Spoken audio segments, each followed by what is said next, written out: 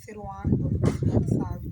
Estou aqui para vos trazer um vídeo de história, onde vamos falar da África e da Organização das Nações Unidas.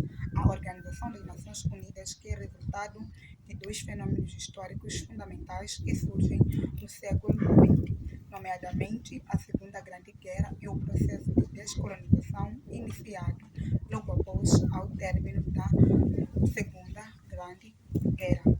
A Segunda Grande Guerra contribuiu para a urgente criação de um organismo internacional com o objetivo de zelar pela paz e tranquilidade mundial. Esse organismo, que é a ONU, que foi fundada em 1945. A ONU carrega consigo uma marca de descolonização. Por quê? Porque numerosos países anteriormente submetidos ao regime colonial alcançaram as suas independências nos 25 primeiros anos da sua atuação. Até 1960, os países membros da ONU passaram de 51 para 157. A África foi desta forma saindo aos poucos da sua condição de submissão e de dependência, especialmente no ano de 1960, que é considerado o ano ou a década da África, porque 16 estados africanos alcançaram as suas independências, e essas independências eram acompanhadas de um forte desejo de criar nações autônomas com a capacidade de se autogovernarem, assim como equilibrar as suas relações com o resto do mundo.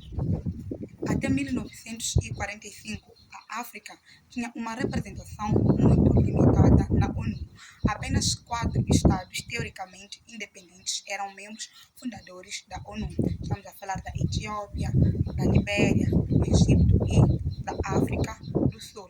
A Etiópia, que é o único estado africano que nunca foi submetido ao regime colonial, que resistiu à partilha da África e venceu a Itália em 1896 na Batalha de Adwa. Temos também a Libéria, que foi um país fundado por ex-escravos americanos no âmbito do abolicionismo, quando percebeu-se que estes não tinham mais utilidade lá na América. Então, na impossibilidade de desenvolver cada africano o seu país de origem, criou-se a Libéria como um Estado independente. Temos também o Egito, que é independente desde 1922, e por fim temos também a África do Sul.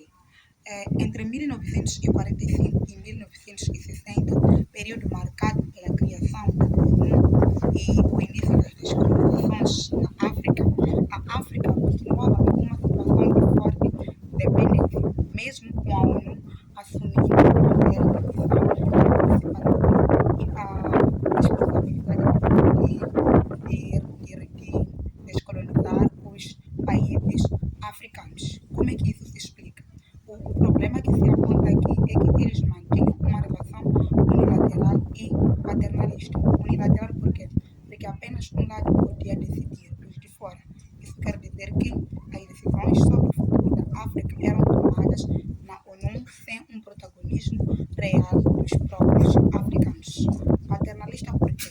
Porque a ONU agia como pai, via os países africanos como sendo um conjunto de estados imaturos que ainda precisavam serem preparados a de ficarem prontos para alcançarem as suas independências. Mas por detrás disso existia um interesse falso. O que a ONU queria era poder permanecer na África, podendo ter acesso à matéria-prima e à mão de obra barata. Então, em alguns casos, a ONU agia para responder o interesse das grandes potências e não necessariamente o interesse dos africanos. Obrigada pela atenção, espero que tenha gostado do vídeo.